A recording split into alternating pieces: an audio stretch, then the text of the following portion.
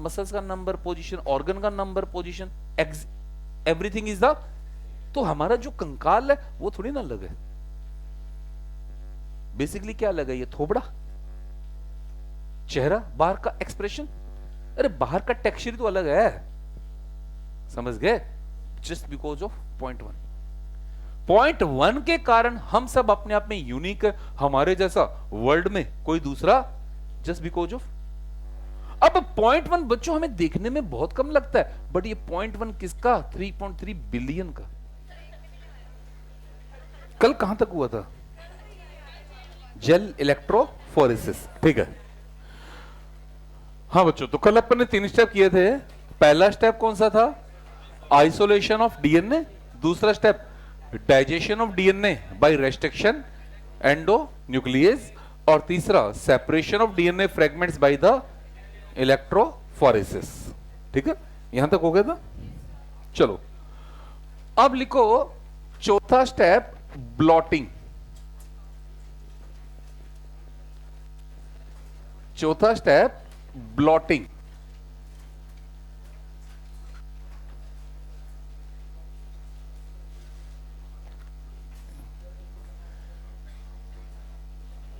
चलिए लिखेंगे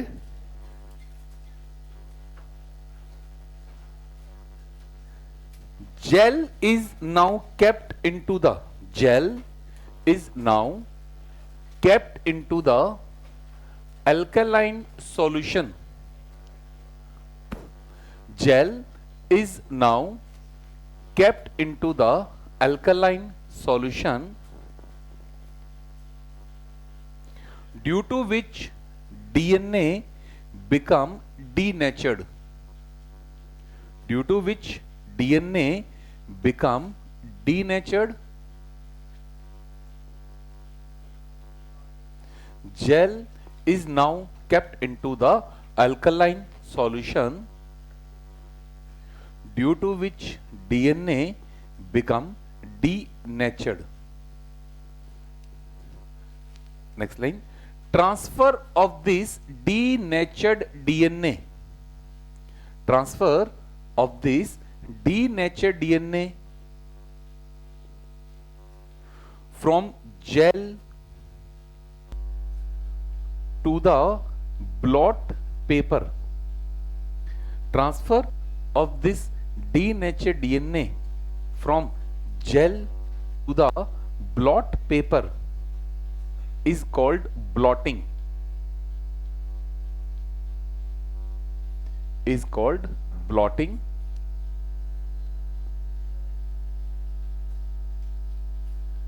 Nylon membrane और नाइट्रोसेलुलोज पेपर, नाइलॉन मेम्ब्रेन और nitrocellulose paper is commonly used. Nylon membrane और nitrocellulose paper is commonly used. Nylon membrane और nitrocellulose paper is commonly used. आएंगे board पर। हाँ जी, जेल इलेक्ट्रोफोरेसिस से हमने क्या किया था कि हमने डीएनए फ्रेगमेंट्स को अलग अलग कर लिया था।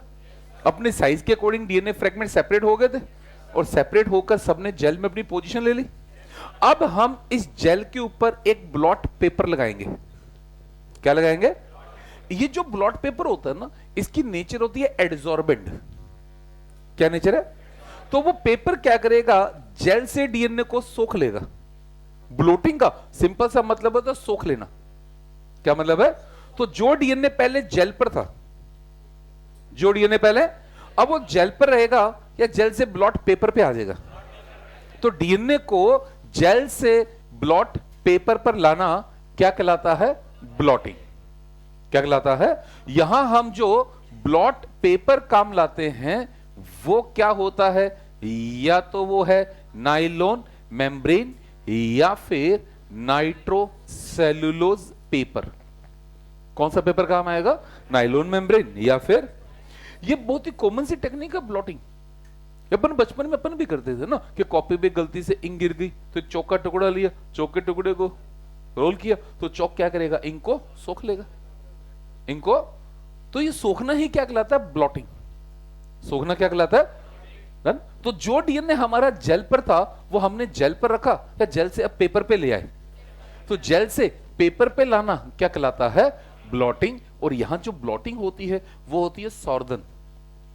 कौन सी, डीएनए है तो सॉर्दन, आरएनए है तो नॉर्दर्न, और प्रोटीन है तो वेस्टर्न। डीएनए है तो सॉर्दन, आरएनए है तो, और प्रोटीन है तो ये काम करने से पहले हम जेल को रख देंगे एल्कालाइन सॉल्यूशन में। कहां रख देंगे, ताकि डीएनए डीनेचर्ड हो जाए। डीएनए क्या हो जाए, कि जो डबल स्ट्रैंड डीएनए है वो क्या हो जाए, सिंगल स्ट्रैंड, क्या हो जाए। अब ब्लॉटिंग करने के बाद अब हम इस ब्लॉट पेपर पर क्या गिराएंगे, प्रोब। क्या गिराएंगे, ब्लॉटिंग के बाद क्या करवाया जाएगा, हाइब्रिडाइजेशन। और हाइब्रिडाइजेशन में क्या यूज किए जाएंगे, ये जो प्रोब होते हैं ये प्रोब सिंगल स्ट्रैंड डीएनए है। क्या है, डबल स्ट्रैंड है, सिंगल स्ट्रैंड है। इन प्रोब के अंदर रेडियो एक्टिविटी है। हाँ बच्चों, प्रोब में क्या है, रेडियो। और ये प्रोब वीएनटीआर के कॉम्प्लीमेंट्री है, वीएनटीआर के। तो ब्लॉट करने के बाद हमने क्या किया, बेटा एनसीईआरटी दो। ब्लॉट करने के बाद कोई दे दो। ब्लॉट करने के बाद ये हमारा ब्लॉट पेपर था। इस ब्लॉट पेपर पर हमने खूब सारे क्या गिरा दिए, प्रोब। क्या गिरा दिए, और हमने पेपर को इस तरह से हिला दिया तो प्रोब पूरे पेपर पे फैल गया, प्रोब पूरे। तो अब इस प्रोब को जहां जहां वीएनटीआर मिलेगा वहां से प्रोब क्या करेगा, जाकर जुड़ जाएगा। अगर जुड़ गया तो हमारा वीएनटीआर सिंगल स्ट्रैंड हो गया या फिर से डबल स्ट्रैंड हो गया। हमने डीनेचुरेशन में सिंगल स्ट्रैंड कर लिया था ताकि हम आगे जाकर प्रोब जोड़ सके। क्या जोड़ सके, अब जहां जहां वीएनटीआर था उसके साथ कौन आकर जुड़ गया है, प्रोब। और प्रोब के साथ हमने क्या लगा रखी है, इसका मतलब जहां जहां वीएनटीआर है अब वहां रेडियो एक्टिविटी आ चुकी है। क्या आ चुकी है, क्या आ चुकी है। तो पहले हमने क्या कर लिया, ब्लॉटिंग के बाद, पहले क्या कर लिया के बाद, अब ब्लॉटिंग के बाद हाइब्रिडाइजेशन हो गया। अब हम क्या करेंगे, इस ब्लॉट पेपर के पीछे रखेंगे एक photographic film, x ray film. X ray film के सामने हमने क्या रखा, ब्लॉट पेपर, और अब हम गिराएंगे एक्सरे। क्या गिराएंगे, तो वो जो रेडियो एक्टिविटी है ना वो क्या करेगी, एक्सरे को एब्जॉर्ब करेगी। जहां जहां रेडियो एक्टिविटी है वहां इस तरह के डार्क बैंड बनकर आएंगे। ये जो डार्क बैंडिंग पैटर्न बनकर आएगा ये कहलाएगा डीएनए फिंगरप्रिंट। क्या कहलाएगा, अब ये जो बैंड अरेंज हुए हैं they are arrange as per their size. याद है सब बच्चों को, they are arrange as per the size. Size के अकॉर्डिंग ये सारे के सारे बैंड यहां अरेंज हो चुके हैं। तो हमारे पास क्या बन गया, एक बैंडिंग पैटर्न। क्या बन गया, वो बैंडिंग पैटर्न हमारा क्या कहलाएगा, डीएनए फिंगरप्रिंट। हम कभी भी हम जेल पर डीएनए को देख नहीं सकते। देख, तो जेल पर डीएनए को नहीं देख सकते तो जेल से हम डीएनए को कहां ले आए, ब्लॉट पेपर। पेपर पर भी डीएनए हमें दिखाई, तो पेपर पर देखने के लिए हमने क्या यूज किया, हमें प्रोब भी दिखाई। तो प्रोब को देखने के लिए हमने क्या यूज किया, प्रोब के साथ क्या लगा दी, रेडियो। हमें रेडियो एक्टिविटी भी दिखाई नहीं देगी, तो रेडियो एक्टिविटी को देखने के लिए हमने क्या यूज की, क्या यूज किया हमने, एक्सरे को कौन एब्जॉर्ब करेगा, कोई भी स्टेप मिस नहीं करना। एक्सरे को कौन एब्जॉर्ब करेगा, रेडियो एक्टिविटी किसके पास है, और प्रोब कहां है, जहां वीएनटीआर। अब मैं ये हटा रहा हूं, प्रोब कहां है, जहां, अब बोलो क्या आपको वीएनटीआर दिखाई देगा, वीएनटीआर दिखाई, वीएनटीआर देखने के लिए क्या प्रोब दिखाई देगा, प्रोब देखने के लिए क्या रेडियो एक्टिविटी दिखाई देगी, रेडियो एक्टिविटी देखने के लिए उल्टा चलेंगे, एक्सरे को कौन एब्जॉर्ब करेगा, किसके पास है, प्रोब कहां है, कहां है। इसका मतलब जहां जहां वीएनटीआर था, जहां जहां क्या, वहां एक बैंड बनकर आ गया। और वो बैंड किस तरह से आए हैं, as per the size, as per the. तो हमें हाइब्रिडाइजेशन के बाद एक स्टेप और करना होता है। हाइब्रिडाइजेशन के बाद हमें पेपर की वॉशिंग करनी होती है। क्या करनी होती है, ताकि एक्स्ट्रा प्रोब हट जाए, एक्स्ट्रा प्रोब एक्सरे को किससे मतलब है, वीएनटीआर से या प्रोब से? अगर कुछ एक्स्ट्रा प्रोब पेपर पर है तो वहां भी बैंड बनेगा या नहीं बनेगा, बट वो वीएनटीआर का रिफ्लेक्शन होगा या नहीं होगा? तो हम एक्स्ट्रा प्रोब को हटा देंगे, पेपर को हल्का सा क्रॉस किया, उस पर पानी चलाया, पानी क्या करेगा, जो फ्री प्रोब से उसको छोड़ेगा या साथ ले जाएगा? जो वीएनटीआर के साथ जुड़ा हुआ है वो तो हाइड्रोजन बॉन्डिंग कर चुका है, वो तो वो रहेगा या वॉश आउट होगा? लेकिन जो फ्री प्रोब है वो तो क्या आपने फ्री प्रोब हटा दिया? और अब जहां जहां बैंड बने, क्या आप श्योर है कि वहां वीएनटीआर था? अगर आपने एक्स्ट्रा प्रोब नहीं हटाए तो सारे बैंड आपके सही हैं या बैंड गलत भी बनेंगे? अगर गलत बैंड बन गए तो रिकॉग्निशन कर पाएंगे या नहीं कर पाएंगे? तो ये हमने उसका प्रिंट डेवलप कर लिया जो हमें क्राइम साइट से सेल मिली थी। किसका प्रिंट डेवलप किया? जो सेल हमें क्राइम। अब देखो ये क्या एक बेंडिंग पैटर्न बनकर तैयार हो चुका है? ये बेंडिंग पैटर्न किसका है? क्राइम सीन किसका है? अब जो भी हमारे सस्पेक्टेड थे उन सस्पेक्टेड को हम ले आए और सस्पेक्टेड का भी हमने क्या किया, बेंडिंग पैटर्न तैयार कर लिया।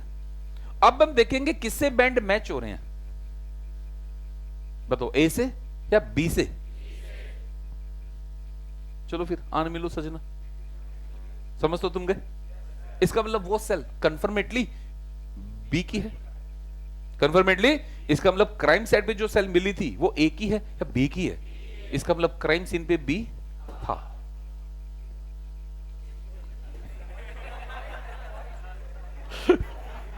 समझ तो तुम गए, मतलब क्राइम सीन में बी था।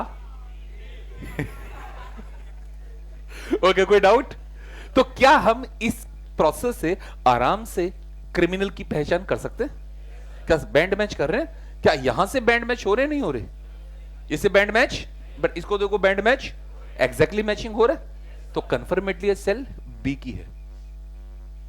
ये सेल तो बी की सेल है, इसका मतलब बी वहां था। अब चल बेटा बता हुआ क्या है, समझ गए सारे? मतलब बी को सब पता है, वहां एग्जैक्टली हुआ नहीं बोल रहा फिर तू ही है, नहीं बोल रहा था फिर तू ही है, या तो तू है नहीं तो बता दे कौन था। डन। ये 1 2 3 4 5 6 7 8 9 10 11 12 किसको रिप्रेजेंट कर रहा है? क्लियर है? क्या है ये? Number of the tandem. ये बेटा गलत वर्ड आ रहा है, शॉर्ट टेंडम रिपीट। एसएसआर नहीं यूज करते, हम क्या यूज करते हैं? वीएनटीआर। क्या यूज करते हैं? क्या यूज किया गया है? बस समझ में clear. Next fifth step, hybridization. Fifth step, hybridization. Probe are used for the hybridization. Probe are used for the hybridization that are artificially synthesized. That are artificially synthesized single strand DNA. That are artificially synthesize single strand DNA having radioactivity, that are artificially synthesize single strand DNA having radioactivity. These probe are complementary to the these probe are complementary to the VNTR. These probe are complementary to the VNTR. Next line. Blot paper is washed. Blot paper is washed to remove extra probe. Blot paper is washed to remove extra probe. क्या washing जरूरी है या नहीं है? हमें extra probe को हटाना पड़ेगा, नहीं तो हमारे पास सही बैंड बनेंगे गलत बैंड बनेंगे। लास्ट है ऑटो रेडियोग्राफी। ऑटो रेडियोग्राफी लिख लेंगे। X ray are use in autoradiography. X ray is use, बस खत्म कहानी। X ray is use. आज क्या बच्चे शनिवार सेलिब्रेट कर रहे हैं? कल पेपर है कोई? तो फिर अच्छा, उसकी थकान उतारने के लिए घर चले गए।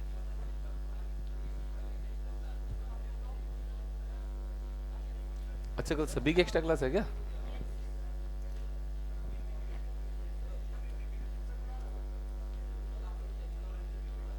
क्या अभी करेंगे डिस्कस? क्यों परेशान हो रहे हैं यार? अभी करते हैं डिस्कस, है ना? पहले ये पूरा करें, उसके बाद ह्यूमन जीनोम प्रोजेक्ट पे आएंगे।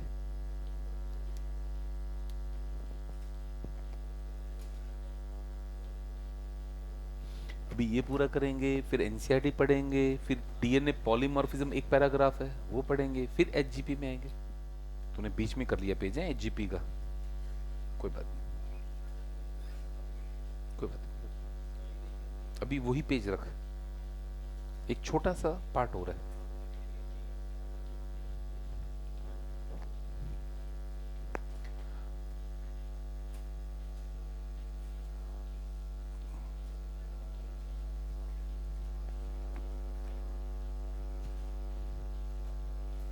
हाँ बच्चों, एक छोटा सा इंपॉर्टेंट पार्ट हो रहा है, इसमें से क्वेश्चन आ जाता है। जो ब्लॉटिंग होती है ना, ब्लॉटिंग 3 तरह की होती है, सॉर्दर्न, नॉर्दर्न एंड वेस्टर्न। बस इतना सही पार्ट है ना, उसी पेज में आ जाएगा तेरे। सॉर्दर्न ब्लॉटिंग किसके लिए की जाती है? डीएनए। ये एक साइंटिस्ट था ई.एम. सॉर्दर्न। ई.एम. सॉर्दर्न तो किसके लिए की जाती है? डीएनए। नॉर्दर्न ब्लॉटिंग आरएनए और western blotting protein. Southern blotting DNA, northern blotting RNA और वेस्टर्न ब्लॉटिंग प्रोटीन। ठीक है, तो डीएनए फिंगरप्रिंटिंग में क्या काम आता है? सॉर्दर्न, नॉर्दर्न या वेस्टर्न? सॉर्दर्न। इसको बीच में लिखा है ना, तो बच्चे कंफ्यूज हो जाते हैं कि डीएनए फिंगरप्रिंटिंग में सॉर्दर्न है, नॉर्दर्न है या वेस्टर्न है? सॉर्दर्न क्या है, उसको अलग से करते हैं। फिर ब्लॉटिंग 3 तरह की है, सॉर्दर्न, नॉर्दर्न, वेस्टर्न। सॉर्दर्न किसके लिए? डीएनए, नॉर्दर्न आरएनए और वेस्टर्न प्रोटीन। ठीक है। हाँ बच्चों, एक लाइन और जो बीच में आपको परेशान करती है, कोई नोट नहीं करेगा, ये क्या वर्ड है?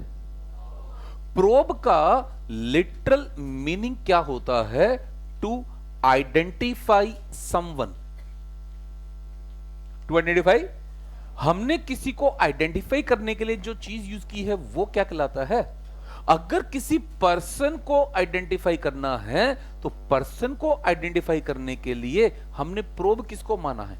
वीएनटीआर। हम किसी पर्सन का आइडेंटिफिकेशन किससे करें? तो किसी पर्सन को आइडेंटिफाई करने के लिए प्रोब वीएनटीआर, और वीएनटीआर को आइडेंटिफाई करने के लिए क्या यूज करेंगे? VNTR probe. क्या यूज करेंगे? अगर हमें मान लो साल्मोनेला को आइडेंटिफाई करना है तो साल्मोनेला प्रोब, कोविड को आइडेंटिफाई करना है तो कोविड प्रोब, किसी दूसरे वायरस को आइडेंटिफाई करना है तो वायरल प्रोब, किसी बैक्टीरिया को आइडेंटिफाई करना है, किसी जीन को आइडेंटिफाई करना है तो gene probe. What is the meaning of probe? किसी पर्सन को आइडेंटिफाई करने के लिए प्रोब किसको माना गया है? वीएन। अब पढ़ना शुरू करेंगे। हाँ, the technique of DNA fingerprinting was initially developed by the, कोई डाउट? ही यूज्ड एज प्रोब। कोई डाउट? कौन सा सैटेलाइट डीएनए? आगे आंसर है that show high degree of, और उसे क्या कहा जाता है? आगे पढ़ते चलो, क्या कहा उसे? वीएन। तो पूरी लाइन पढ़ेंगे, he used a satellite DNA as probe that show high degree of polymorphism, it was called as the. तो किसी पर्सन को रिकॉग्नाइज करने के लिए प्रोब किसको माना है? वीएन। और वीएनटीआर को पहचानना है तो वीएनटीआर प्रोब।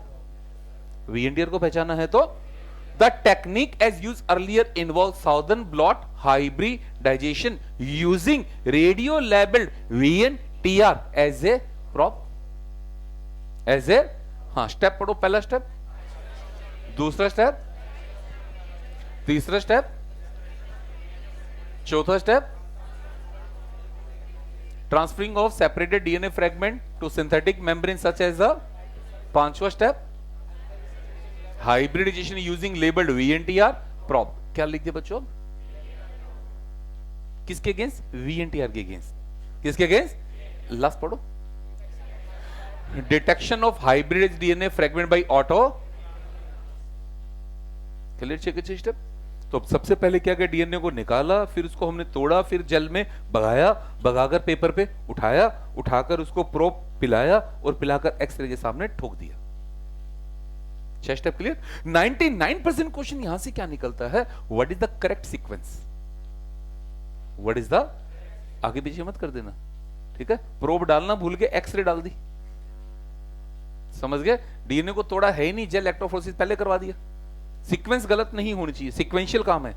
सबसे पहले डीएनए को निकालेंगे, फिर डीएनए को तोड़ेंगे, फिर जेल इलेक्ट्रोफोरेसिस में भगाएंगे, फिर ब्लॉट पेपर पर लाएंगे, फिर प्रोब गिराएंगे और फिर एक्सरे के सामने रखेंगे। कोई डाउट? अगला पैरा शुरू करेंगे। हाँ, the VNTR belongs to a class of, referred to as the, a small DNA sequences is arranged in many, the copy number vary from, in an, number of repeats show very high degree of, as a result the size of VNTR varies in the size from 0.1 to, ये 0.1 to 20 के भी किसका size था? एक block का size था या fragments का साइज था? एक ब्लॉक का साइज नहीं था, किसका साइज था?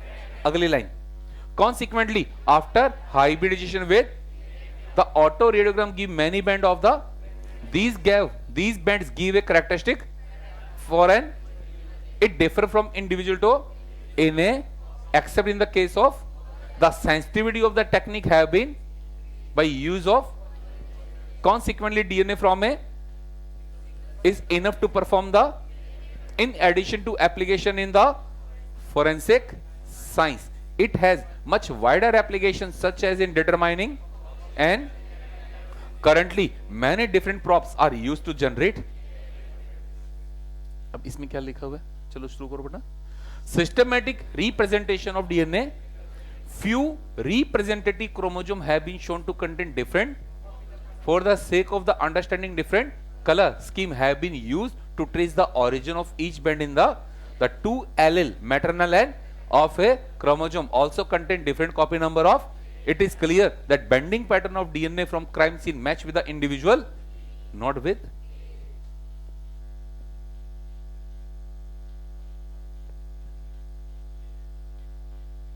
हाँ नहीं, सीक्वेंस तो सभी में सेम है। क्या वेरी कर रहा है, सीक्वेंस या नंबर? सीक्वेंस तुम सब में सेम है। गेम किसका चल रहा है? नंबर का। नंबर में सेम है, वेरी करेगा। नंबर वेरी करेगा तो बैंड की पोजीशन,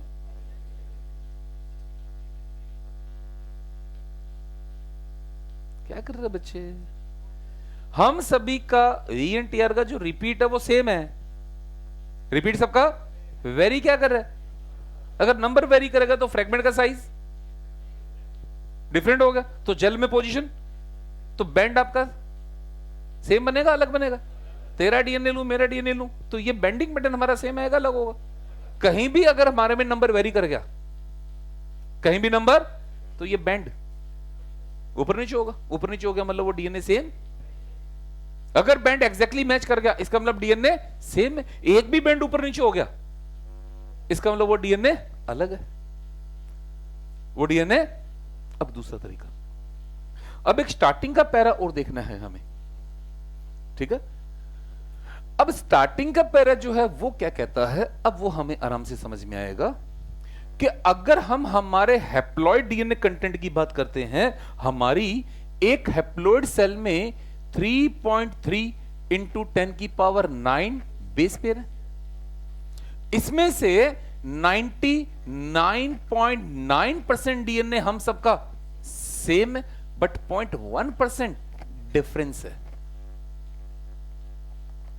यह हमें सुनने में बहुत अजीब लगता है कि 99.9% डीएनए हम सबका सेम है, बट हम सब तो सेम नहीं है, जस्ट बिकॉज ऑफ अरे हम सब सेम किस में नहीं है? हम अपने एक्सटर्नल फिनोटाइप में सेम नहीं है। बार का जो रंग रूप है, बार का जो थोबड़ा है, बार का जो टेक्सचर है, ये अलग है। हमारा बेसिक ढांचा तो सभी का सेम है। हमारा इंफ्रास्ट्रक्चर सबका सेम है। Number of bond, type of bond, number of muscle, type of muscle, protein, enzyme, hormone, हम सबके सेम है या अलग है? तो हम सबका बेसिक पैटर्न तो सेम क्यों है? क्योंकि हमारा 99.9% डीएनए, तो हम सबका बेसिक इंफ्रास्ट्रक्चर सेम है। जो हार्मोन, जो एंजाइम, जो प्रोटीन मेरी बॉडी में बन रहे हैं, आपकी बॉडी में नहीं है। जो मसल्स मेरे पास है, वो मसल्स आपके पास भी तो देख, केवल वो मसल है या उनकी पोजीशन भी सेम है? बोन का नंबर, पोजीशन, मसल्स का नंबर, पोजीशन, ऑर्गन का number, position, everything is the. तो हमारा जो कंकाल है वो थोड़ी ना अलग है। बेसिकली क्या अलग है? ये थोबड़ा, चेहरा, बाहर का एक्सप्रेशन। अरे बाहर का टेक्सचर तो अलग है, समझ गए? Just because of point one के कारण हम सब अपने आप में यूनिक है। हमारे जैसा वर्ल्ड में कोई दूसरा, जस्ट बिकॉज ऑफ। अब पॉइंट वन बच्चों हमें देखने में बहुत कम लगता है, बट ये पॉइंट वन किसका? 3.3 बिलियन का। इसकी वैल्यू बहुत हाई आएगी। अगर मैं इसका 10% निकालूं तो 10% क्या हो गया? 10 की पावर 8। अगर 1% निकालूं तो 10 की पावर 7, और 0.1 निकालूं तो 10 की पावर 6। 6 का मतलब 1 मिलियन। 1। तो अगर मैं 3.3 इंटू 10 की पावर 9 का 0.1% निकालूं तो ये क्या बैठेगा? 3.3 इंटू 10 की पावर 6 बेस पेयर, और इंडियन भाषा में क्या? 33 लाख। मतलब हम सबके डीएनए में 33 लाख डिफरेंस है। 33 लाख डिफरेंस है। यहां तो एक डिफरेंस ने आग लगा दी थी, सिकल सेल एनीमिया। ये तो भगवान की दया से 33 लाख है। गौर करके तो बात, एक सिंगल डिफरेंस आया था सिकल सेल एनीमिया में, एक ही तो न्यूक्लियोटाइड बदला था, और यहां भगवान की दया से 33 लाख है। समझ गए? पॉइंट वन का कंसर्न नहीं है। पॉइंट वन किसका? एक हमारी पॉपुलेशन का पॉइंट वन सिंगापुर के 50% पे भारी है। अरे सिंगापुर की जो टोटल पॉपुलेशन है वो तो हमारी मेट्रो में होती है। ऑस्ट्रेलिया की जो टोटल पॉपुलेशन है वो तो इंडिया में एक साल में एक्सटेंड हो जाती है, या नहीं होती? अबे यूपी हमारा ही पार्ट है,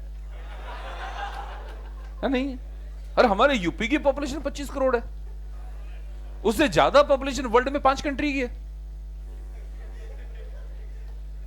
ऑस्ट्रेलिया की पॉपुलेशन 1.5 करोड़, और हमारे दिल्ली की पॉपुलेशन 2.25 करोड़, और पंगा लेंगे इंडियन से, है कि नहीं?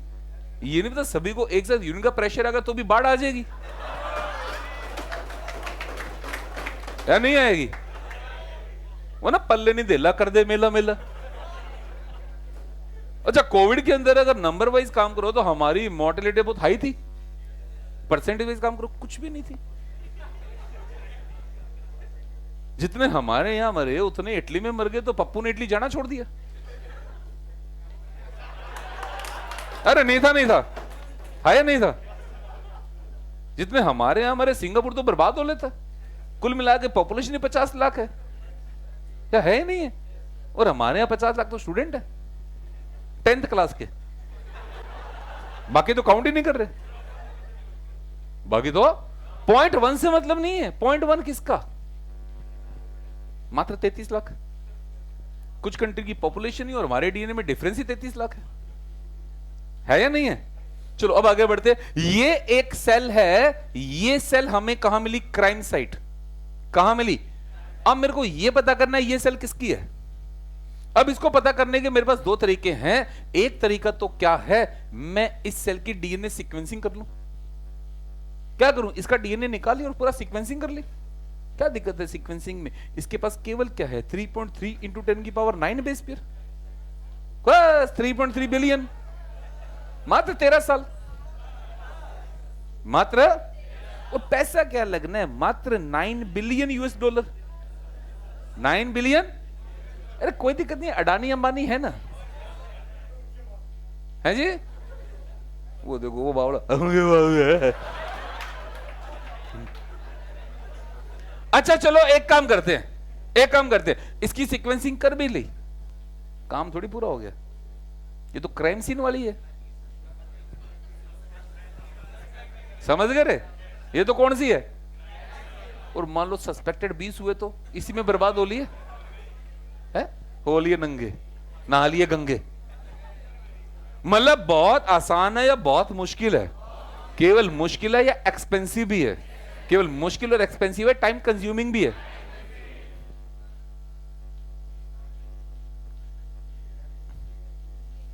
ठीक है, इतना आसान नहीं है, बट इससे तो बहुत आसान है। इतना आसान ये भी, बट इससे तो आसान है या बहुत आसान है? डन। अब पहला पैरा पढ़ेंगे। चलो जी, आओ सारे बच्चे पढ़ना शुरू करेंगे।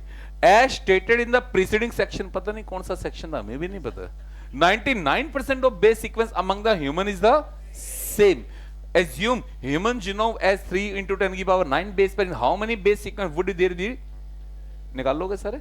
हाँ, it is the difference in sequence of DNA which make them every individual unique in their, बाहर का टेक्सचर चेंज है, अंदर का इंफ्रा, ठीक है जी, ये बाहर का थोड़ा थोड़ा रंग रूप ये बदल गए, बाकी कोई फर्क। आगे बढ़ो।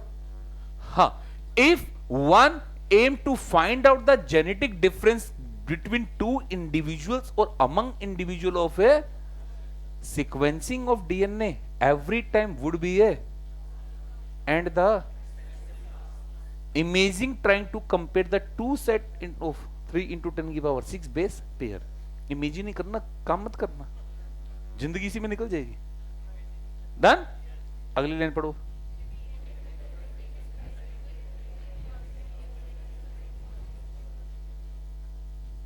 आई बस समझ में?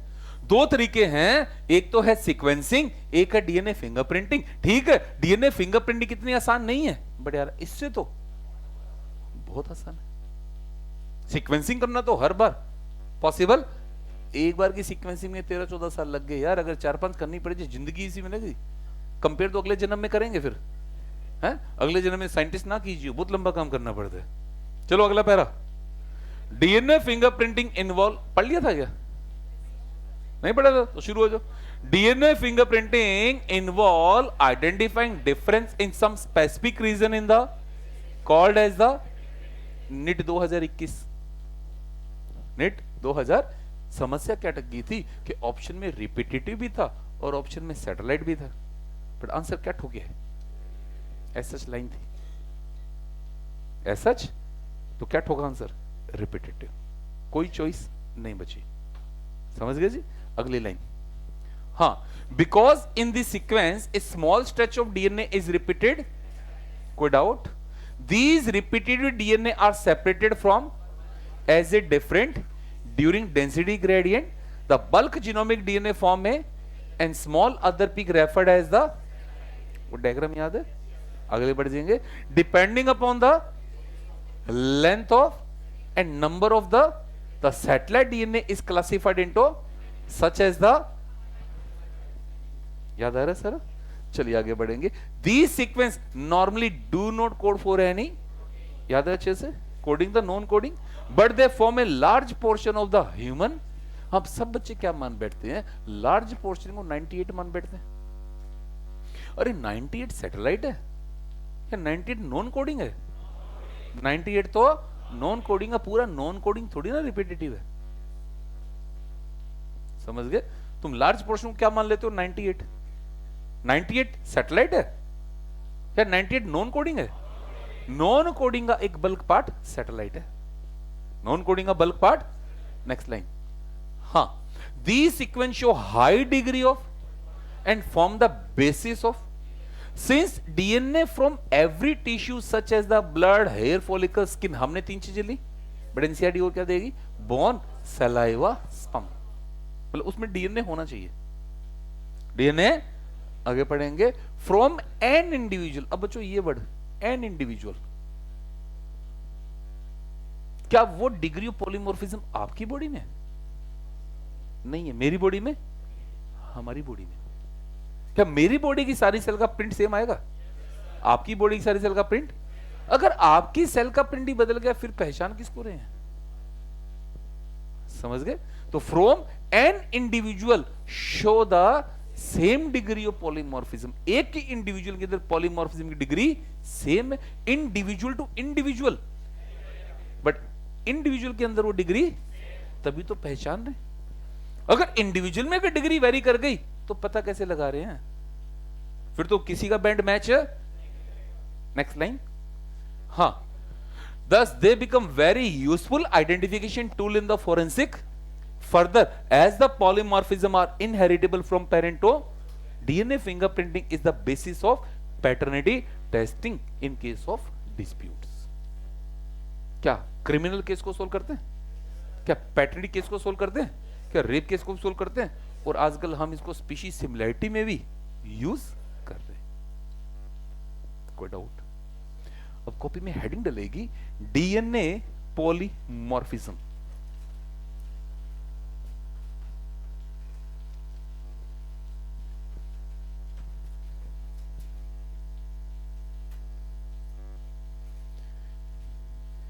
डीएनए पॉलीमॉर्फिज्म, इसमें से भी बच्चों इस साल क्वेश्चन आ गया। ये जो डीएनए पॉलीमॉर्फिज्म है, इस डीएनए पॉलीमॉर्फिज्म को हम कहां काम लाते हैं? It is use in the genetic mapping as well as DNA fingerprinting.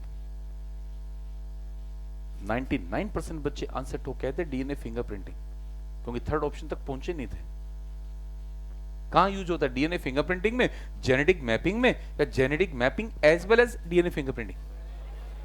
पहली लाइन यही है, पढ़ो। As polymorphism in DNA is the basis of human as well as, ये क्वेश्चन था आउट ऑफ एनसीईआरटी। नहीं, एनसीईआरटी में से था, वो घर जाके देखा था, बाद में आके देखा था। एनसीईआरटी की लाइन है। सबसे पहली बात, what is the meaning of DNA polymorphism? DNA polymorphism का मतलब है variation at genetic level. Genetic level पे जो भी वेरिएशन आती है वो वेरिएशन क्या कहलाती है? DNA polymorphism. साथ साथ चलेंगे मेरे, एसएच फ्लो चार्ट बनेगा। इन वेरिएशन का कारण कौन है? म्यूटेशन। हाँ बच्चों, इन वेरिएशन का कारण कौन है? म्यूटेशन। खूब डिटेल पढ़ लिया अपन ने। कौन है इसका कारण? म्यूटेशन। अब दो तरह का होता है, दो तरह का म्यूटेशन होता है। एक होता है सोमैटिक म्यूटेशन। सोमैटिक म्यूटेशन जो कहां होता है? Body cell. कहां होता है? और दूसरा होता है जर्मिनल म्यूटेशन। हाँ बच्चों, दूसरा कौन सा म्यूटेशन है? Germinal mutation. कहां होता है? Germ cell.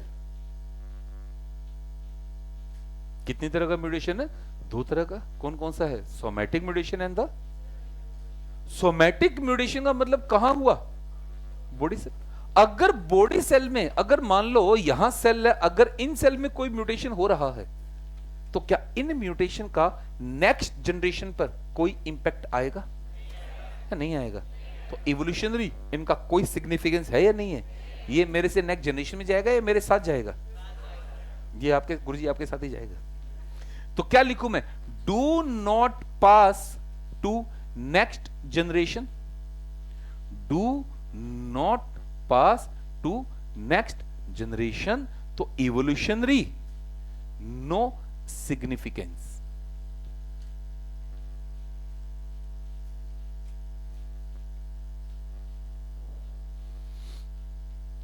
Evolution no. Done. अब ये एक प्लांट है। हाँ बच्चों, कौन है ये? प्लांट। प्लांट की ये लीफ है। लीफ सेल में म्यूटेशन हुआ। कहां हुआ? अगर लीफ में म्यूटेशन हुआ तो इसका नेक्स्ट जनरेशन में कोई इंपैक्ट। लेकिन यार अगर मैं लीफ को प्रोपेगेट करवाकर एक नया प्लांट बना लूं, पक्का? लिखो next point. Can use in vegetative propagation. हाँ बोलो बच्चों, बात समझ में आई? Sexual reproduction point of view से इनकी कोई इंपॉर्टेंस नहीं है, बट वेजिटेटिव प्रोपेगेशन में यूज कर सकते हैं। तो एनिमल में यूज हो जाएगा, नहीं होगा? हाँ, कोई एनिमल में vegetative propagation, is it clear? मतलब ये जो हमने इवोल्यूशनरी बात की है, we are talking with the sense of sexual reproduction. Sexual reproduction point of view से इनका कोई सिग्निफिकेंस नहीं है, कोई सिग्निफिकेंस। लेकिन वेजिटेटिव प्रोपेगेशन में हमें यूज, कोई डाउट? हाँ, इधर आओ, ये कौन सा म्यूटेशन है, कहां होगा? ये नेक्स्ट जनरेशन में जाएगा या जा सकता है? जा सकता है, जाएगा confirm. Can pass to next generation if do not affect reproductive ability of an organism. आई बात समझ में? जर्म सेल में ऐसा म्यूटेशन हुआ कि गैमीट तो बने, लेकिन गैमीट की फर्टिलाइजेशन कैपेसिटी खत्म हो गई। या ऐसा म्यूटेशन हुआ कि गैमीट बनना ही बंद हो गए। गैमीट बनना ही, तो नेक्स्ट जनरेशन आएगी नहीं आएगी? गैमीट तो बन गए बट उनकी फर्टिलाइजेशन कैपेसिटी नहीं रही। नेक्स्ट जनरेशन गैमीट तो बन गए लेकिन नॉन फंक्शनल हो गए। तो जाएंगे या जा सकते हैं? कब? Doesn't affect reproductive ability of an. चलो पहले ये पैरा पूरा करेंगे, फिर नेक्स्ट पैरा पे आएंगे, स्टार्ट करेंगे। It is essential that we understand what DNA polymorphism means in simple term. Polymorphism variation at the arise due to the, is it clear? ये तो घिसी-पिटी लाइन हमें अच्छे से याद है, इसने कहां-कहां बेवकूफ बनाया, कैसे-कैसे बेवकूफ बनाया। Recall different kind of mutation and their effect that you have already खूब डिटेल था चैप्टर 5 में। सबसे काम की तो एक लाइन थी, you will study in the chapter 6। सबसे काम की लाइन क्या थी? देखो मैंने कहा था ना एनसीईआरटी की ओरिजिनल स्टेटमेंट है, बट इनमें से क्वेश्चन नहीं आता। You will study the mutation detail in the option पहला चैप्टर 5 चैप्टर 6। फिर अगला question, the detailed study of mutation have been studied in the, ना क्वेश्चन में अंतर है। एनसीईआरटी लैंग्वेज मत बदलो। पांचवें चैप्टर में क्या था? You will study detail in the chapter 6। 6 में क्या है? You have detail study in the. तो हमारी भाषा क्या है? क्वेश्चन है the detail study of the mutation will be done in the chapter 6। अगला देखो लैंग्वेज फिर बदल रहे हो।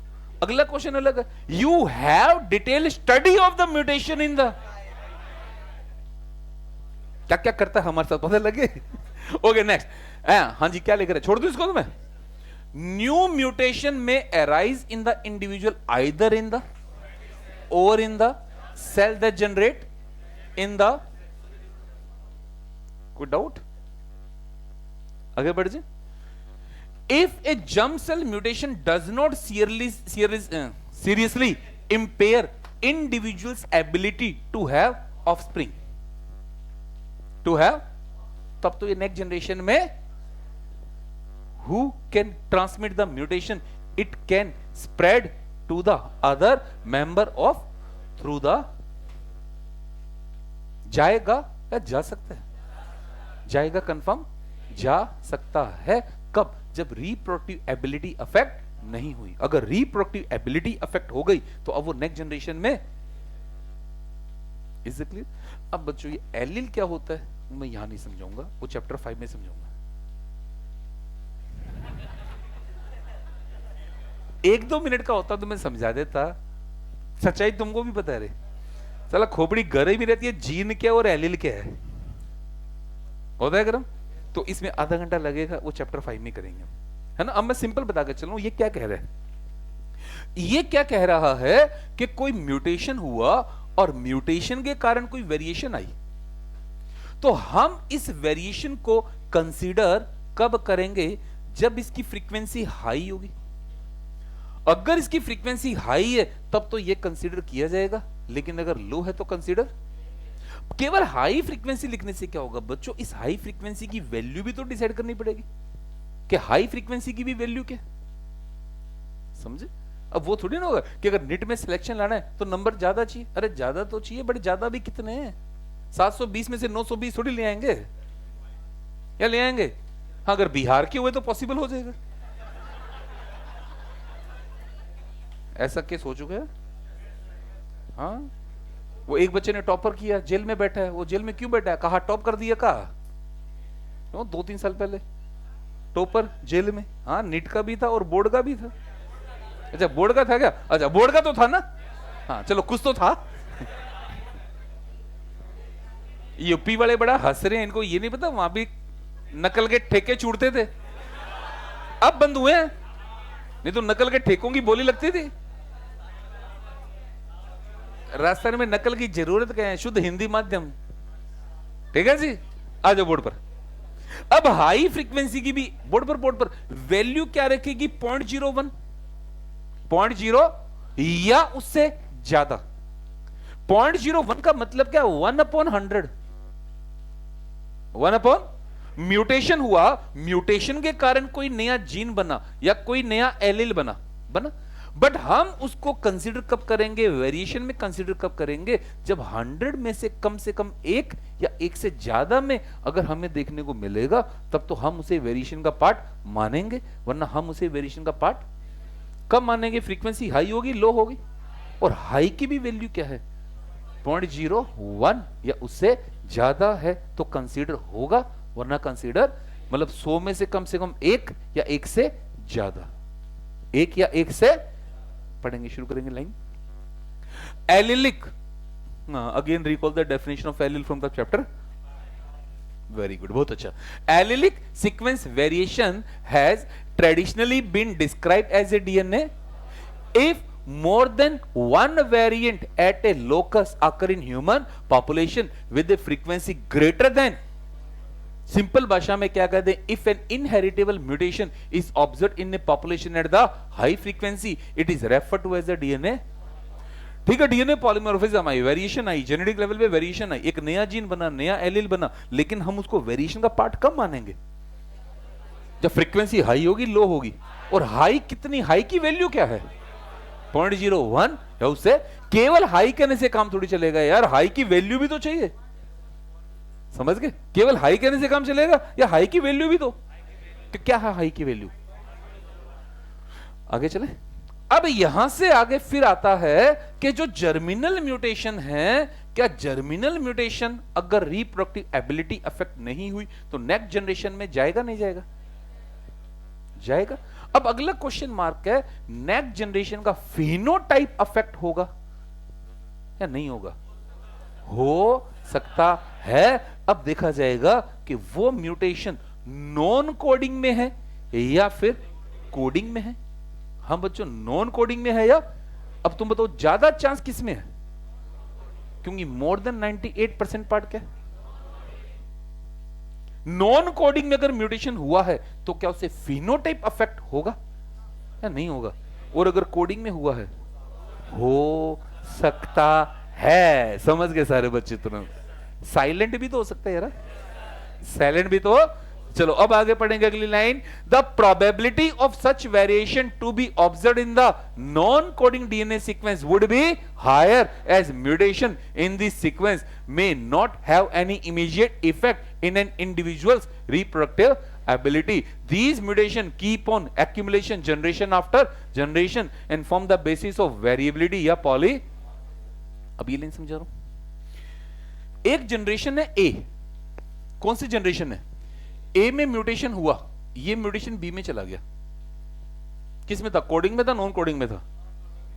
बट बी का फिनोटाइप इफेक्ट, तो जो बी में गया तो बी से आगे सी बनी, वो सी में भी तो जाएगा। तो जो ए से बी में आया था वो बी से सी में भी तो गया। फिर बी में एक नया म्यूटेशन और हो गया तो वो भी सी में, तो सी में रेंज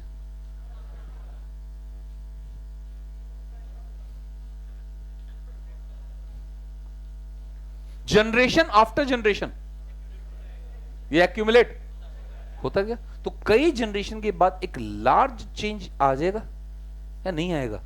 तो यार हजारों लाखों सालों के बाद में एक बहुत बड़ा चेंज आ जाएगा, और जहां बहुत बड़ा चेंज आएगा वहां इससे एक नई स्पीशीज इवॉल्व हो जाएगी, नई स्पीशीज अगली लाइन पढ़ेंगे।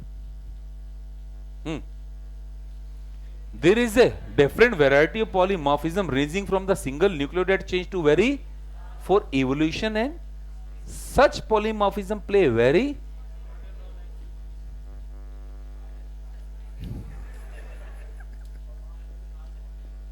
चलो आई बात समझ में।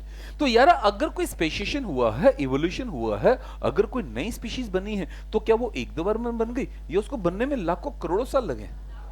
लाखों करोड़ों साल। सीधा सा फंडा है कि अगर ब्रायो से टेरिडो बने थे तो एक दो स्टेप में बन गए या एक बहुत बड़ा चेंज आया था? तो अचानक कुछ तो हुआ था कि ब्रायो से टेरिडो में आती स्पोरोफाइट बॉडी डोमिनेंट हो गई, ट्रू रूट स्टेम लीफ आ गए।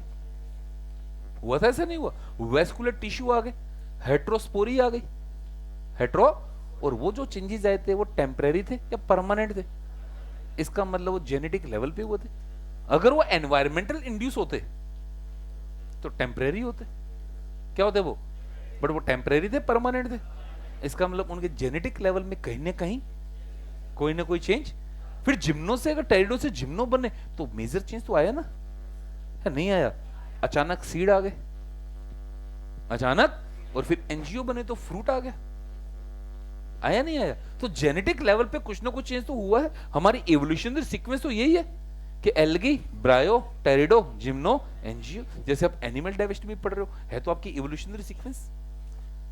फाइलोजेनी या ऑन्टोजेनी दोनों ही लगाओ, लाइफ तो एक ही सेल से स्टार्ट हुई है। फाइलोजेनी लगाओ, लाइफ तो धीरे धीरे आज से लाखों करोड़ों अरबों साल लगे, लाइफ धीरे धीरे इवोल्व हुई है। अगर इवोल्व हुई है तो कहीं ना कहीं कुछ न किसी तरह का जेनेटिक लेवल में चेंज तो क्या वो 2-3 सालों में आया? तो इसको लाखों साल लगे, लाखों साल लगे। तो सडन आया या स्लो आया? अगर सडनली चेंज आ गया ना तो स्पीशीज एक्सटिंक्ट हो गई। अगर सडन चेंज आया तो स्पीशीज के एक्सटिंक्ट होने के चांस। हम ये क्यों कि इवोल्यूशन प्रोग्रेसिव है, कुछ एक्सटिंक्ट भी तो होगी, और कहीं की रिट्रोग्रेसिव भी तो हो गया ना, कि फिर डाइकोट से मोनोकोट आए, डाइकोट से कि अचानक सेकेंडरी ग्रोथ बंद होगी, तो डाइकोट से किस तरफ बढ़ गए? मोनोकोट किस तरफ बढ़ गए? तो ये काम वन स्टेप में हुआ है या स्लोली हुआ है? अच्छा, म्यूटेशन या इवोल्यूशन आज भी चल रहा है, नहीं चल रहा? बट हम अपने लाइफ में ऑब्जर्व नहीं कर पाएंगे। इवोल्यूशन रुक गया या आज भी हो रहा है? बट हम ऑब्जर्व बिकॉज रेट एक्सट्रीमली, तो हमें वो दिखाई चेंजेस तो आ रहे हैं या नहीं आ रहे? बट हम ऑब्जर्व। इसे क्लियर? कॉपी में बना लेंगे पूरा, बस ऐसा फ्लो चार्ट चलने दो। DNA polymorphism, basis of genetic mapping and the DNA fingerprinting. मतलब क्या है? Variation at the genetic level. कारण क्या है? म्यूटेशन दो तरह का है, somatic and the germinal. Somatic कहां होता है? Body cell. जर्मिनल कहां होता है? Germ cell. Germinal next generation में जाएगा, जा सकता है, जा सकता है। फिनोटाइप अफेक्ट करेगा या कर सकता है? देखा जाएगा वो नॉन कोडिंग में है या कोडिंग में है। ज्यादा चांस किस में रहेंगे? Non coding. नॉन कोडिंग में हुआ है तो रिप्रोडक्टिव एबिलिटी इफेक्ट नहीं होगी और फिनोटाइप पे भी कोई effect, but generation after generation ये एक्यूमुलेट होता रहेगा, और एक्यूमुलेट होता होता एक वास्ट चेंज आएगा। अच्छा, कई जगह उल्टा काम भी तो है यार। हमेशा म्यूटेशन से डोमिनेंट ने काम करना बंद कर दिया, या कहीं रिवर्स भी हो गया। तुमने एग्जांपल अभी तो पढ़ा है। अरे कई बार इनएक्टिव जीन एक्टिव हो गया बच्चों, प्रोटॉन को जीन। हेलो, प्रोटो नेचर ने तो इनएक्टिव कर दिया था, बट हमारे अच्छे कर्मों ने उसको वापस एक्टिव कर दिया। जो हमारे अच्छे कर्म थे उसमें क्या किया? वापस एक्टिव कर दिया। प्रोटॉन को जीन इनएक्टिव था, एक्टिव था? बट हमारी महानता, हमने इनएक्टिव को वापस, क्योंकि हमारे काम का था, आया नहीं था। तो ये हमेशा म्यूटेशन फॉरवर्ड होते हैं, रिवर्स भी होते हैं, रिवर्स भी हो जाते हैं। कई बार एक्टिव जीन इनएक्टिव होता है, तो कई बार इनएक्टिव जीन एक्टिव भी तो हो जाता है। इनएक्टिव जीन ठीक है, फ्रीक्वेंसी कम है, बट यार नेग्लेक्ट तो नहीं कर सकते। चांस कम है बट नेग्लेक्ट तो। ज्यादातर म्यूटेशन हार्मफुल है, ज्यादातर म्यूटेशन, बट कुछ यूजफुल भी तो है। Sickle cell anaemia, sickle cell useful है। मलेरिया रेजिस्टेंस मलेरिया, ठीक, क्या बोल रहा है, कहीं तो है, कहीं तो आगे करेंगे, सिकल सेल एनीमिया मैं करवाऊंगा। अब थोड़ा सा गलती क्या होता है, नेचर कभी डिसऑर्डर सेलेक्ट नहीं करता। नेचर डिसऑर्डर सेलेक्ट करता है या जीन सेलेक्ट करता है? अब अफ्रीकन पॉपुलेशन में जीन सेलेक्ट हुआ, डिसऑर्डर रिजेक्ट हुआ। अब सोच दोनों में क्या अंतर है? उन्होंने सिकल सेल एनीमिक पर्सन को सर्वाइव करने दिया या हटाया? सिकल सेल एनीमिक पर्सन को तो रिप्रोडक्टिव स्टेज से पहले मार दिया, बट हेट्रोजाइगस को सेलेक्ट कर रखा है। मतलब जीन उन्होंने सेलेक्ट किया या रिजेक्ट किया? सेलेक्ट किया, बट डिसऑर्डर रिजेक्ट किया। नेचर कभी डिसऑर्डर सेलेक्ट नहीं करती। कंफ्यूज। अरे बच्चों, नेचर डिसऑर्डर को रिजेक्ट करती है, इसलिए आपको आपकी गिवन पॉपुलेशन में, गिवन लाइफ में कितने डिसऑर्डर दिखाई देते हैं? रेयर ऑफ रेयरेस्ट, क्योंकि नेचर ने सेलेक्ट किया या रिजेक्ट किया है। अगर नेचर सेलेक्ट कर लेता तो फ्रीक्वेंसी, तभी तो हम कहते हैं डोमिनेंट है, रिसेसिव है, डजंट मैटर, कागजी कार्रवाई है, रियल गेम खेलेगा नेचर। नेचर में फ्रीक्वेंसी किसकी ज्यादा होगी? डोमिनेंट की, रिसेसिव की, या जिसको नेचर ने सेलेक्ट किया है? डोमिनेंट है, रिसेसिव है, कोई मैटर। आपकी कागजी कार्रवाई तो कहती है कि डोमिनेंट की फ्रीक्वेंसी ज्यादा होनी चाहिए। है कहां? है कहां? रिसेसिव फिर भी देखने को मिल जाता है एक आधा, बट डोमिनेंट तो बिल्कुल भी। अब रिसेसिव क्यों देखने को मिल जाता है? तुम कोशिश करो बताने की, नहीं तो फिर मैं तो बताऊंगा ही बताऊंगा।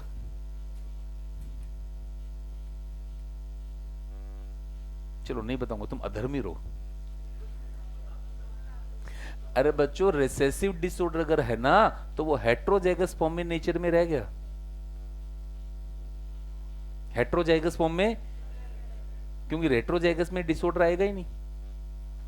वो डिसऑर्डर होगा या कैरियर होगा? कैरियर को नेचर पहचान ही नहीं पाएगा। तैयार हो सारे? इसलिए कहते हैं सिबलिंग मैरिज को अवॉइड करना है। सिबलिंग मैरिज को, अगर मान लो कोई डिसऑर्डर है और कैरियर की फॉर्म में और फैमिली में, तो सिबलिंग्स के अंदर है वो। अगर सिबलिंग मैरिज होगी तो उसके होमोजेगस आने के चांस बढ़ जाएंगे, तो उसका एक्सप्रेशन हो जाएगा। अब मैरिज को अवॉइड करो तो वो होमोजेगस में आएगा या हेट्रो में रहेगा? और जब तक हेट्रो में रहेगा वो नुकसान कब पहुंचाएगा? होमो में आएगा, वरना वो नुकसान, चलो भूल जाओ। भूल गए? क्लासिकल की बातें सारी भूल जाओ। तुम्हारी शक्लें मेरे को बता रही है, सर जी उर्दू चल रही है अब तो, है सर। नॉर्मल हिंदी भाषा पढ़ते पढ़ते अचानक ये मलयालम आ चुकी है, तो कृपया मलयालम यूज ना किया जाए। खत्म, ये नोट कर लो।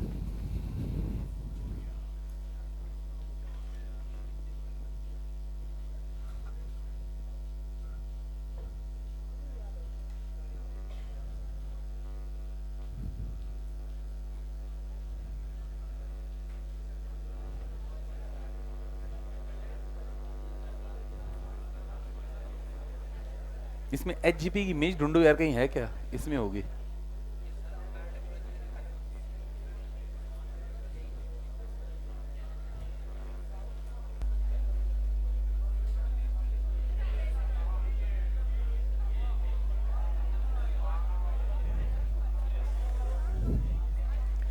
चलो गुरु, हो जाओ शुरू।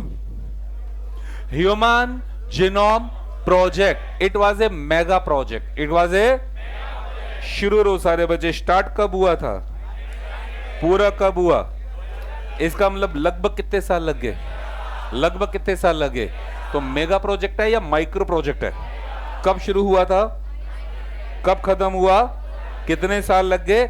लेकिन 2003 के बाद भी ये एक क्रोमोसोम पे काम अभी भी बाकी था। That was the chromosome number 1, because 1 is the largest chromosome, जिसके बाद नंबर ऑफ जीन सबसे ज्यादा है, तो उसकी सीक्वेंसिंग में बहुत ज्यादा टाइम लग गया। तो उसकी उधर देखो कमबख्तों, मेरा थोड़ा क्यों देख रहे हो?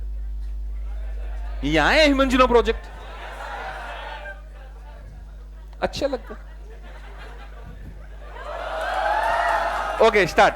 ह्यूमन जीनोम प्रोजेक्ट 2003 में डिक्लेयर कर दिया था, पूरा हो गया। लेकिन 1 पर काम अभी भी अटका हुआ था, क्योंकि 1 सबसे बड़ा क्रोमोसोम है जिस पर नंबर ऑफ जीन सबसे तो 1 की सीक्वेंसिंग जाकर पूरी हुई मई 2006, मई 2000। तो कुल मिलाकर 24 क्रोमोसोम की सीक्वेंसिंग करनी थी, जिनमें 22 तो ऑटोसोम थे और 2 सेक्स क्रोमोसोम थे, एक्स एंड वाई। एक्स और वाई की सीक्वेंसिंग को अलग अलग करना पड़ा, क्यों? दोनों पे अलग अलग जीन है, दोनों पे अलग अलग।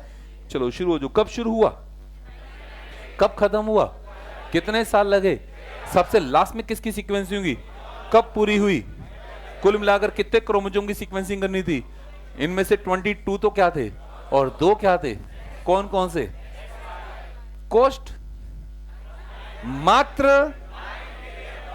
बिल्कुल थोड़ी सी, बस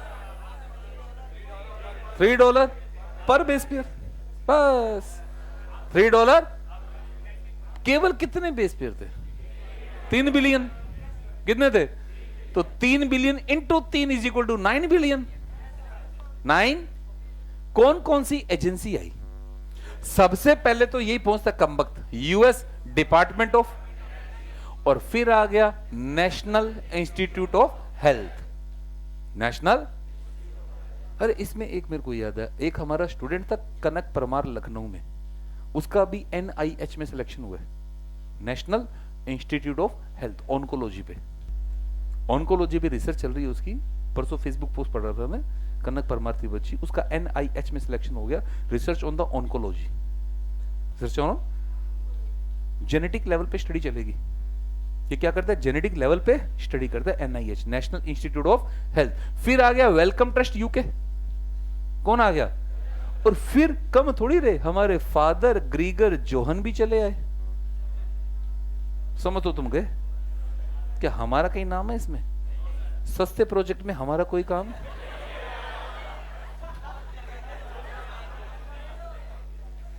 सस्ते प्रोजेक्ट में हमारा कोई काम? देख लो, फ्रांस, जर्मनी, जापान, चाइना, सब गरीब देश हैं, सब कमबख्त बुलेट ट्रेन चलाते हैं। हम देखो, हमारी ट्रेन की हालत ऐसी है, अगर 300 स्पीड करते हैं, बीच में से 3 टुकड़े हो जाएंगे, एक आगे, एक पीछे, एक बीच में रह जाएगा, है कि नहीं? और ये गरीब देश सब बुलेट ट्रेन ले लेके बैठे हैं। हम तो खुद बुलेट ट्रेन है। रात को 8 बजे के बाद देखो हमारी बुलेट ट्रेन कहां चलती है, है कि नहीं? वो ना एक वो कि वर्ल्ड में सबसे ज्यादा अंग्रेजी कहां बोली जाती है? नहीं, टाइम मैटर करता है। 8 बजे से पहले, 8 बजे के बाद, 8 बजे से पहले तो यूएस, 8 बजे के बाद पंजाब, है कि नहीं? चलो आगे बढ़ो। हाँ भाई, कितनी बुक लगेंगी? हर बुक में कितने पेज होंगे? और हर पेज पे मात्र, बस कितनी बुक लगेंगी? हर बुक में, हर पेज पे रखें कहां? समझ तो तुम के 3300 बुक। तो एक ब्रांच डेवलप होगी, बायो इन्फॉर्मेटिक्स। क्या डेवलप होगी? एक छोटी सी चिप में क्या आज टीबी इंफॉर्मेशन को रखा जा सकता है? एक टीबी तक की इंफॉर्मेशन को एक छोटी सी चिप में रखा जा सकता है। जब वर्ल्ड की पहली हार्ड डिस्क बनी थी, ये कितनी थी पता है? 1 MB, 1। और उसका साइज बहुत बड़ा था, उसको ट्रक से लेकर आए थे, सच्ची घटनाओं पे आधारित है। देखना पूरी हिस्ट्री। वो ये नहीं देख रहे थे कैपेसिटी क्या है, वो ये देख रहे थे एक ऐसी डिवाइस डेवलप होगी जिसमें मेमोरी रखी जा सकती है। मेमोरी 1 MB कैपेसिटी थी उसकी। वो उस टाइम, अरे बच्चे उस टाइम की बात करो, उनके लिए तो एक नया एक्सपेरिमेंट था। आप लोगों के लिए टच मोबाइल छोटी मोटी चीज है। 1995 से 2000 के बीच जाकर पूछो, ये रिवॉल्यूशन तो 2006 के बाद आया है। अरे हम जब पढ़ते थे हमारे पास कोई मोबाइल नहीं होते थे, लैंडलाइन चलते थे, PCO।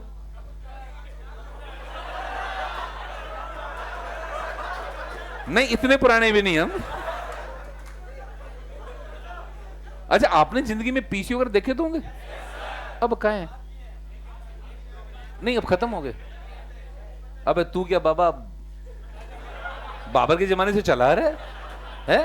पहले तू कबूतर उड़ाता था, फिर तेरे पास ग्रामोफोन है, फिर तेरे पास लैंडलाइन आए, फिर तेरे पास वो डिब्बी वाले फोन है, टिक टिक टिक टिक, फिर तेरे पास टच फोन आया है। तेरा क्या धरती पे अवतार है? पिछले 600 सालों से चला रहा है? तू क्या भीष्म पिता में? अब कलयुगी मानव ये है बच्चों।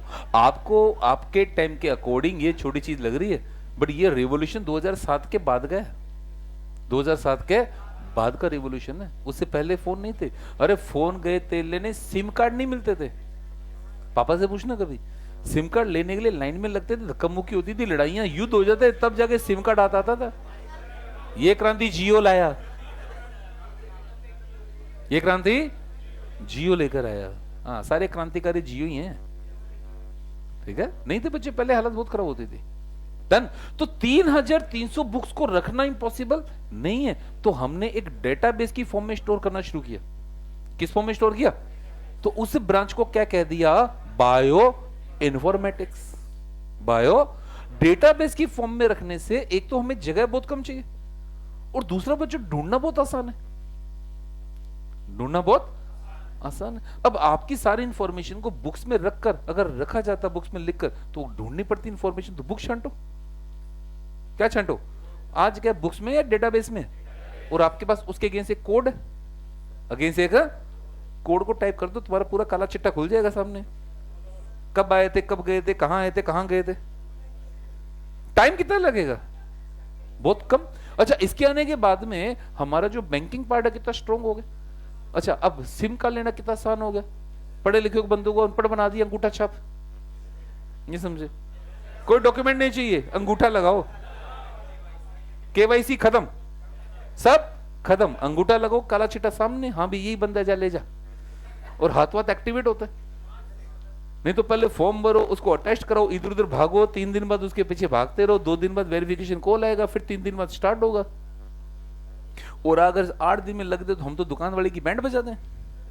8 दिन छोड़ो, 8 मिनट भी लग गए तो भी ठाकुर तो की हो, है कि नहीं है? डन।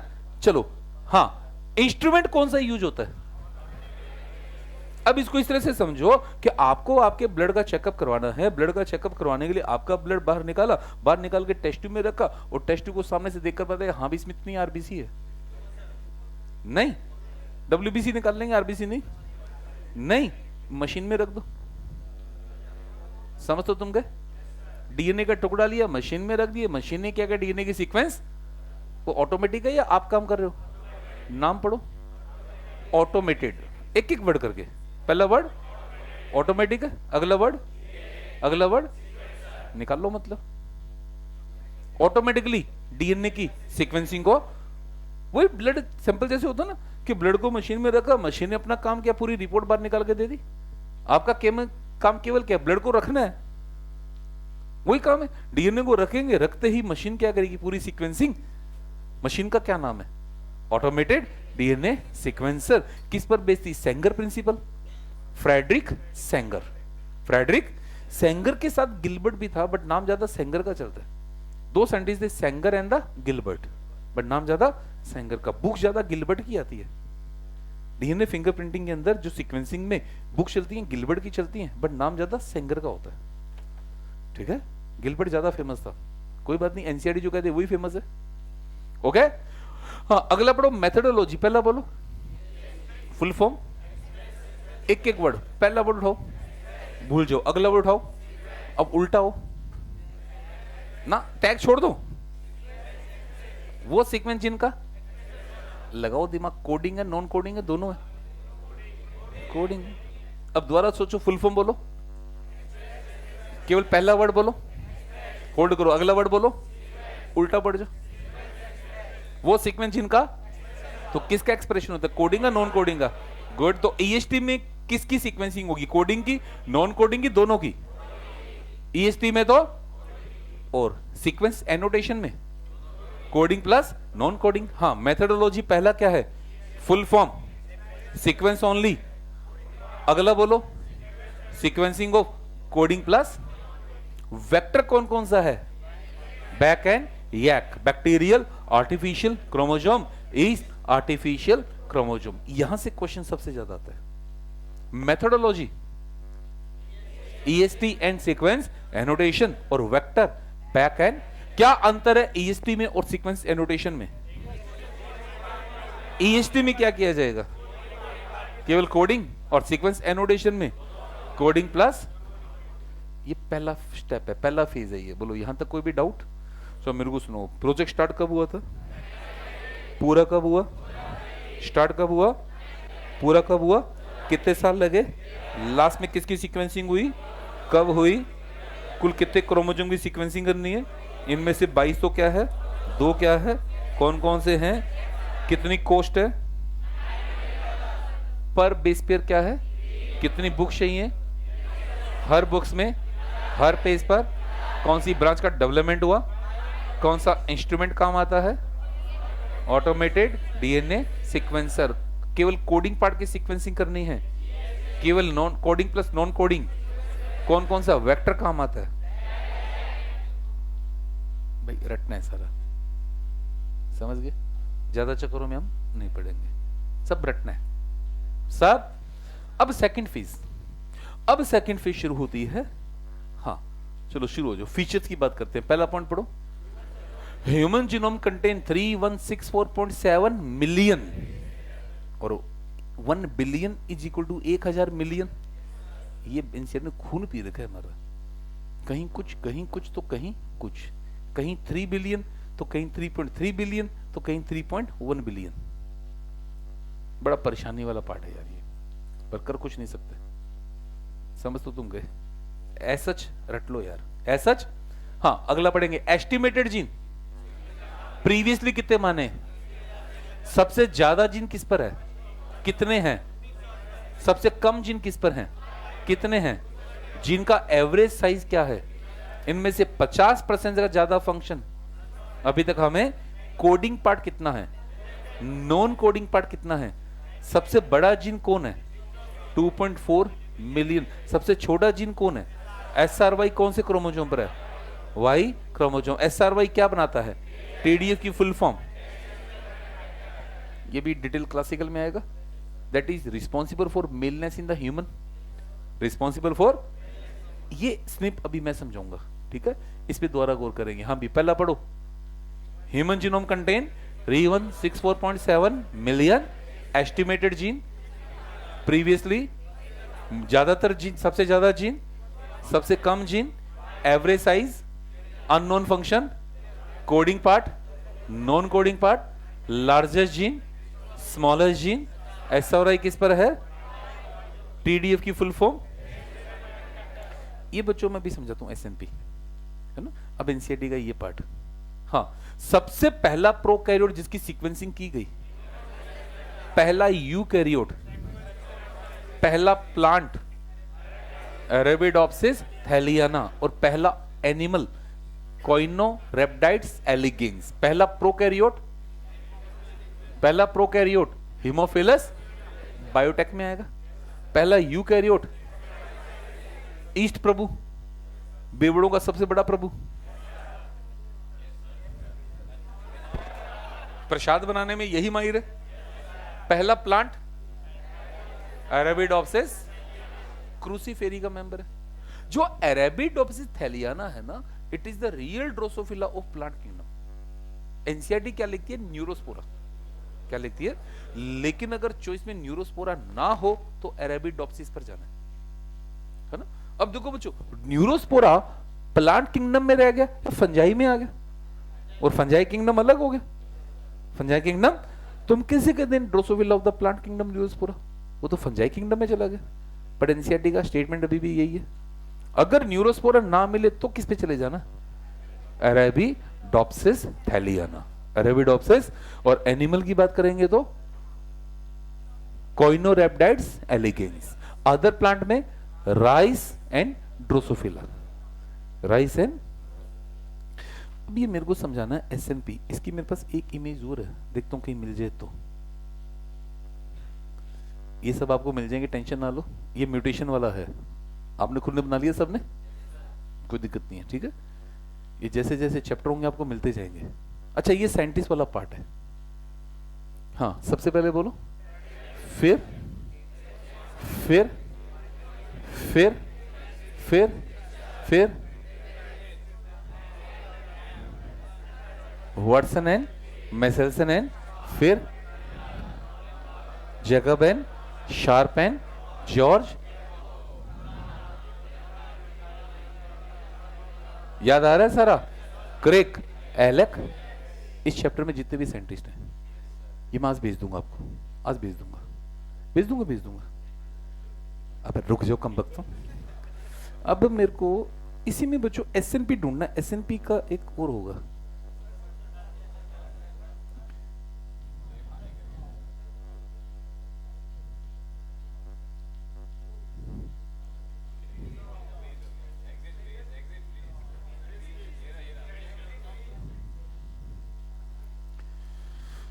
मिल जाए तो ठीक है ना, तो बोर्ड पे कराऊंगा। इमेज, इमेज में बड़ा एसएनपी ढूंढना कहीं दिख रहेगा, ये रहा। हाँ अब देखो एसएनपी क्या है। ये हमारा इंडिविजुअल ए है और ये इंडिविजुअल बी है। पहले ए और बी पे काम करेंगे, 1 और 2 पे काम करेंगे।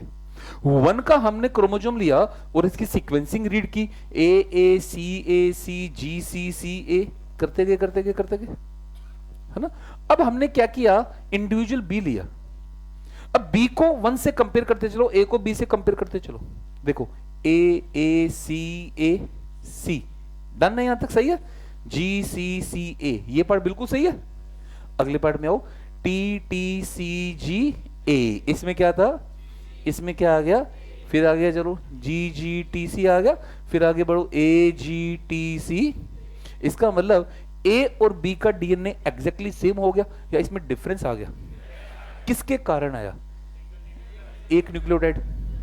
किसके कारण आया? क्या एक न्यूक्लियोटाइड बदलने के कारण वेरिएशन आ गई या नहीं आ गई? तो वो कहलाएगा सिंगल न्यूक्लियोटाइड पॉलीमॉर्फिज्म। क्या कहलाएगा? किसके कारण आई पॉलीमॉर्फिज्म? Just 1 nucleotide, just.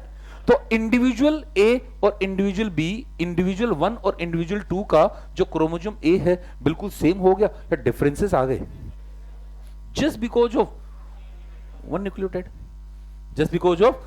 अब 2 को 3 से कंपेयर करो, सी की जगह ए की जगह, तो क्या 2 और 3 में भी डिफरेंस आ गया? Just because of. अब 3 को 4 से कंपेयर करो,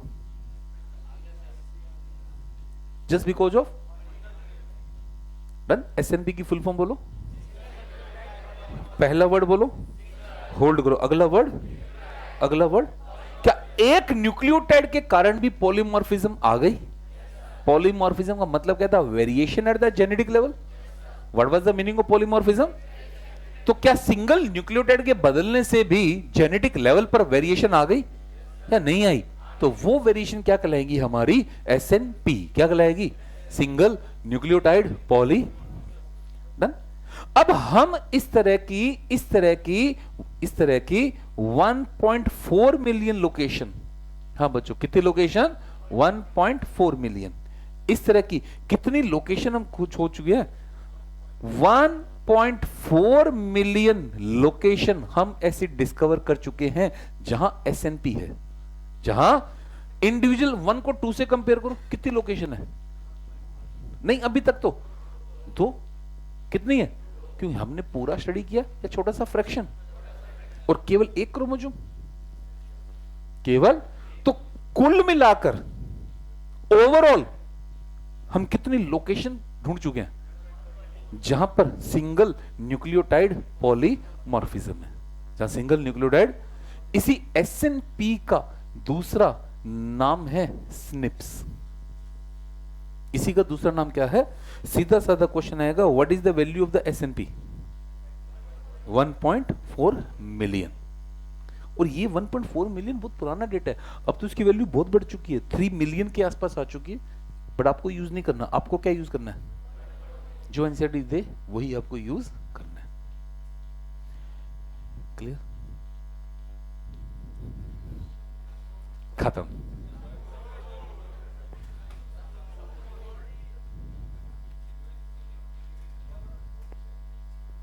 कोई बात नहीं, छोटा सा फ्रैक्शन ही तो है।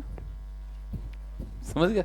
कहीं ना कहीं तो चेंज देखने को जरूरी थोड़ी है बच्चों। सुनो, आपका और मेरा डीएनए अगर कंपेयर करेंगे तो क्या जरूरी है क्या कि हमारे डीएनए में क्रोमोसोम 1 में ही वेरिएशन मिले?